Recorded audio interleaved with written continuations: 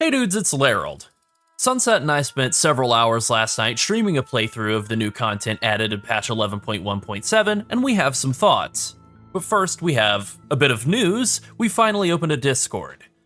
So I just want to take a moment and give all the credit here to Sunset. WoW at Night, and Path of Evening for that matter, could not exist without her, and she also set up the Discord. So join our Discord because you guys asked for it, and now it's here. Alright, so let's start with the belt. This is the source of player power in the patch. It should be the first thing here. So, at its most basic, it is a belt that you unlock by doing some delves. It starts at 691 item level, goes up to 701 when fully upgraded. It has no secondary stats, but it has some stat procs, or some damage procs, or healing procs, or whatever. It's pretty good. It is definitely the best in slot belt for everyone in the game. It's also very quick to unlock. It's doable in level 1 delves, so pretty easy. It does have the unfortunate downside of once again being a piece that you unlock in a 0.7 patch. It has no secondary stats, and credit to Sunset for this argument, just kind of annoying. It really should be all 4 secondary stats or something like that, just to kind of be more enjoyable. I certainly don't like looking at a piece of gear that has no secondary stats, even if it is a DPS increase. It just feels wrong. Unlocking the belt also serves as a tutorial for the new overcharged delves, which are basically just regular delves, but with some lightning traps and a little talent tree that only works in overcharged delves. It's good, but it's simple, nothing game-changing, even if you like delves. The belt also unlocks with 2 powers, which you can access the menu for those by right-clicking it, and arguably they are the best ones. Charged Bolts gives you a pretty good damage proc over the course of like 15 seconds. Then there's also a healing proc, basically just the same thing except for healing. And then there are a bunch of different stat procs, crit that ramps up, haste proc that's just a haste proc, burst proc that ramps down, and then a mastery proc that ramps both up and down over time. Then some more stuff like random heal, random AoE, and then finally a big shield that does some extra damage based on whatever is remaining at the end. So maybe arguably a tank proc for really high level Mythic Plus pushing, or the start of next season of raiding, something like that. So unlocking each of the powers just requires doing a specific delve. If you don't have the power unlocked yet, you can mouse over it and it will tell you in-game which delve you need to run. In terms of the amount of time spent doing all of this, we unlocked the belt on 4 different characters and got all of the powers, and that maybe only took us about 2 hours. So the time investment for the reward is really good. The problem with this belt is the same problem that existed with Circe's Signet and the previous ring, is that it invalidates all the other belts that drop from today until Mythtrack gear from next season is available, which I still think feels bad. It's not like the belts are going to stop dropping, right? They're just going to be worthless loot now.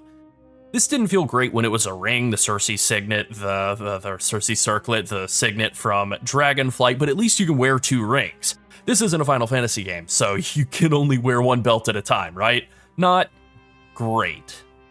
Alright, next up in the patch is Lorewalking. So Lorewalking is something that I talked about when we put out our previous video hyping up this patch about a month or so ago, and they were something that I think we were both fairly excited about.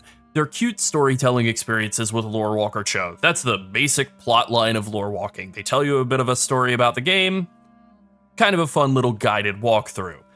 There are 3 storylines and each one of them rewards a toy. They're not competitive content, right? They're just world building and storytelling and questing. Again, they're cute. That's it. And that's the main through line for all of these 0.7 patches. They're story focused. Except there's one problem, one really obvious problem. You can't do Lorewalking in a group. They are single player story experiences. This is a real problem for both of us. It's like going to the movies together, but then being forced to sit in separate theaters. They couldn't give Lorewalker Cho a bigger bench, really? So unfortunately, in an MMORPG patch that is all about storytelling and playing together, you can only Lorewalk alone. The next bit of content, which we did instead of Lorewalking, was the patch 11.1.7 storyline, which takes place in the Arathi Highlands. That's right, they've redesigned the Highlands once again. We're going back there for even more story.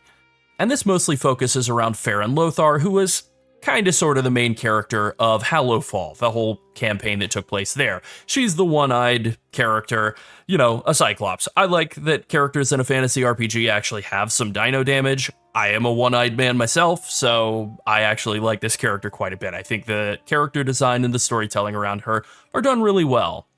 In terms of the Arathi storyline content in this patch, it's okay. It's not bad, and the quests all worked very well, which is great, but it is just another version of the same the Horde and Alliance are finally working together storyline that we've seen a bunch of times before.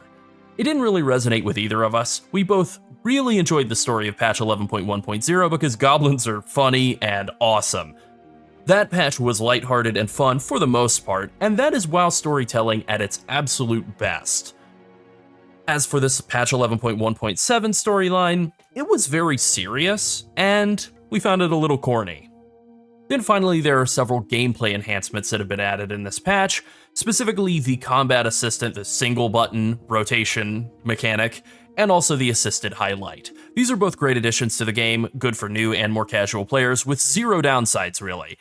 They did actually get a front and center billing here in the What's New page, although I kind of would like if there were like, you know, rather than just telling you go to the settings menu, if you could just click it and it would actually open up the window in the settings menu here for gameplay enhancements. And so the way that these two mechanics here are that the assisted highlight is exactly that. It just highlights the next keybind that you should probably press for a somewhat optimal rotation. Not perfect, but, you know, decent. Better than doing nothing, right? It's kind of recommending what to press next. Maybe it's right.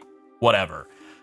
The single button assistant is a lot more hands-on, it's definitely more guided. It really is intended more for kind of newer players who are unfamiliar with the game and just kind of want this combat more simplified so that they can handle, you know, questing or playing a character they're not familiar with. Now, it comes with a pretty hefty downside. The global cooldown is 25% longer for anything that you do with the single button assistant. So I think for any sort of competitive content at all, obviously no one using this is going to be relying on this. For one, probably not going to be an optimal rotation anyway, and even if it were, 25% more GCD time is, you know, terrible. It's also not going to pop cooldowns for you.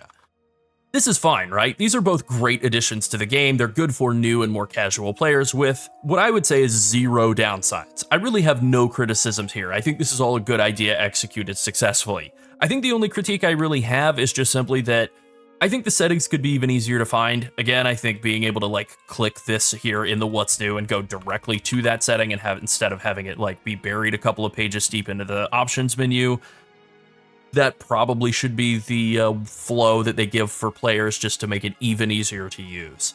So that's patch 11.1.7. It's a little bit hit and a little bit miss. The belt is good, and unlocking it is very low effort, but it does create some problems with loot tables. Should this kind of item even exist? I don't know, I would argue probably not. Lorewalking is fun and cute, but it really should be available to groups.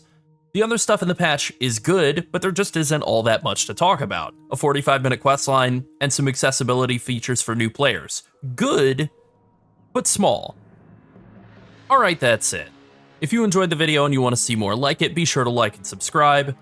Also join our Discord and consider becoming a channel member. Thanks for watching. Bye.